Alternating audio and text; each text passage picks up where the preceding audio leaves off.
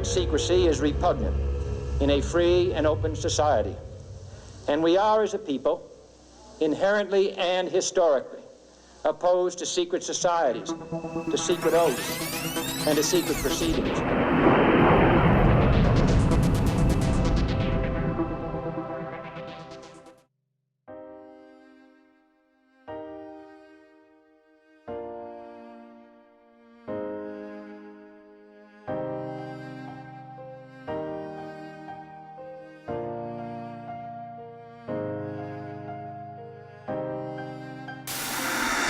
First of all, I'd like to say that part of what drove people to YouTube initially was the fact that people could actually get independent reporting, independent information outside of the mainstream media. So that was one of the driving forces that actually made YouTube popular in the beginning. So it's really interesting to see how the very thing that made YouTube popular has been pivoted against the very company itself, probably by organizations like Legacy Media. But I'm sure there's all kinds of other influences regarding YouTube and their advertisers. Draw that comment and tell us that he didn't really mean that. Congressman? I believe very sincerely that the CIA is correct when they teach and talk about blowback. When we went into Iran in 1953 and installed the Shah, yes, there was blowback. The reaction to that was the taking of our hostages, and that persists. And if we ignore that at our own risk. That if we think that we can do what we want around the world and not incite hatred, then we have a problem. They don't come here to attack us because we're rich and we're free. They come and they attack us because we're over there.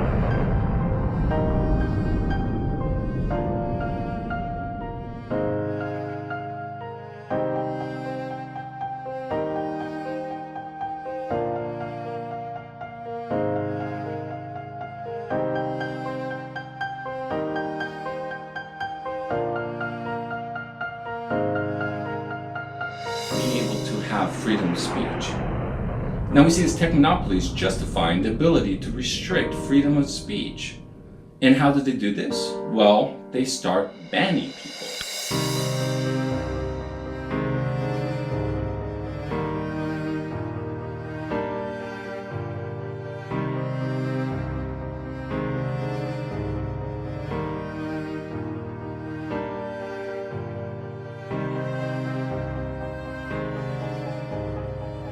And this is where it gets really scary. Basically the point where technologically we would start restricting people just based on their tendencies. And then you look at these search engine algorithms and you see how predictive they have become. You have to wonder, how much of this has been used against the civilians?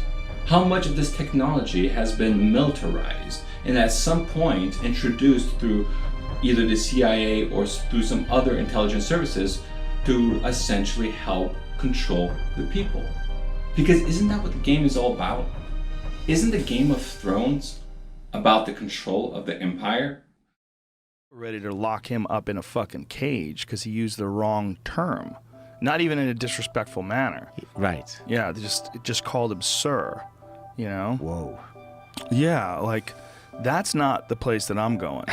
I'm not interested in any place. Look, man, there's a real problem with Canada right now. Right. I know you know what happened in Vancouver where a comic was heckled by these lesbians. Yes. And he shit all over them, and then they sued him and won. Yeah. Because he had done something to violate their human rights, because they were heckling not just him, but people before him. They were disrupting a live performance.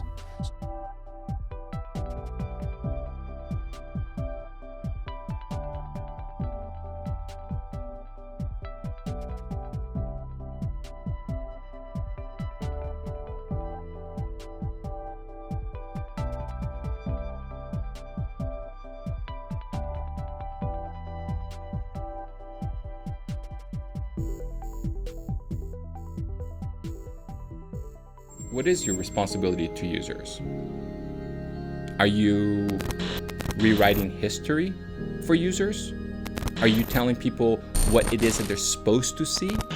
So, what balance? There is no balance here. Not to mention that if you take away the feature of being able to recommend videos to other people, well, what YouTube is not telling you is that nowadays on YouTube, that is everything. There is nothing else. People are not watching content by actively searching anymore. What people do is they search for a specific topic once, and then they kind of lean on this algorithm that essentially finds content that is similar to theirs. So to say that you can affect only the recommendation